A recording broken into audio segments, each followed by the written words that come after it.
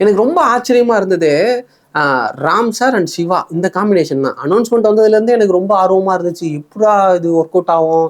ஏன்னா சிவா வந்து எமோஷனலா பெருசா ஒர்க் அவுட் ஆவாது. ஆனா ஃபன் பயங்கரமா இருக்கும். ராம் சார் வந்து பயங்கர எமோஷனலா தான் படம் பண்ணுவாரு. இன்டென்ஸா பண்ணுவாரு. எப்படி இது காம்பினேஷன் ஒர்க் அவுட் ஆகும் அப்படின்னு ஆனா ஒரு டவுட்டே இருந்துச்சு. ஆனா சிவாவும் நடிக்காம வேற யாராவது இந்த படத்துல நடிச்சிருந்தாங்கன்னா, நம்ம இந்த அளவுக்கு இந்த படத்த ரசிச்சிருப்போமா? அப்படின்றது எனக்கு தெரியல.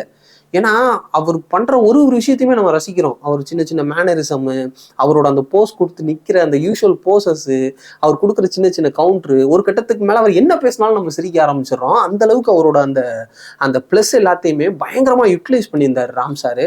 அ செம்ம என்டர்டெய்னிங்கா இருந்துச்சு அவரோட பெர்ஃபார்மன்ஸு. அதே மாரி அவரோட பையனா நடிச்சிருக்கிற அந்த மிதுனோட பெர்ஃபார்மன்ஸ் எப்பா அவன் அன்பாவே வாழ்ந்துருக்கிறான்.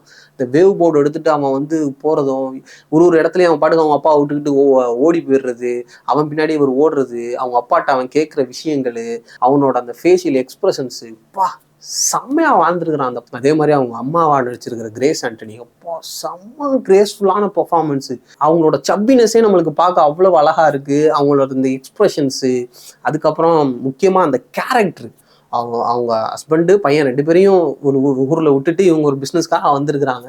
அங்க அவங்க பிரிஞ்சு இருக்கக்கூடிய அந்த விஷயங்களு, அங்க அவங்களுக்குள்ள இருக்கக்கூடிய அந்த ஒரு பொண்ணு கூட இருக்கக்கூடிய பாண்டிங்கு, அவங்க காசை மிச்சம் பண்றதுக்காக பண்ற சில விஷயங்கள், ரியல் லைஃப்ல நடக்கிற விஷயங்களை அவ்வளோ அழகா காமிச்சிருந்தார் ராம் சார். அது அவங்களோட பெர்ஃபார்மன்ஸுமே அவ்வளவு அழகுங்க, செம்ம அழகா இருந்துச்சு. சின்ன ரோல்ல வரக்கூடிய அஞ்சலியா இருக்கட்டும், அஜு வர்கீஸா இருக்கட்டும், அப்புறம் வரக்கூடிய சின்ன சின்ன கேரக்டர்ஸ், மற்ற கேரக்டர்ஸ் எல்லாருமே நமக்கு ஃபெமிலியரான ஆக்டர்ஸே கிடையாது. அந்த பாட்டி வந்து எனக்கு 800 புடவை கொடுங்கன்னு சொல்றது, அப்புறம் இது கிரேஸ் ஆண்டனியோட தங்கச்சியோட குழந்தை, அந்த குழந்தை கூட பெர்ஃபார்ம் பண்ணும், வாயை மூட அவங்க அம்மா பேசாதன்னு சொல்லும். அதெல்லாம் பார்க்கும்போது அவ்வளோ அழகா இருந்துச்சு. அந்த பறந்து போன்ற டைட்டிலுக்கு ஏற்ற மாதிரி நம்மளே தேட்டருக்குள்ள அப்படியே மிதக்கிற ஒரு ஃபீல் தான் இருக்கு, பறந்துகிட்டு இருக்கிற ஒரு ஃபீல் தான் இருக்கு. அவ்வளோ ஒரு அழகான படம், அவ்வளோ ஒரு அழகான மெசேஜ்.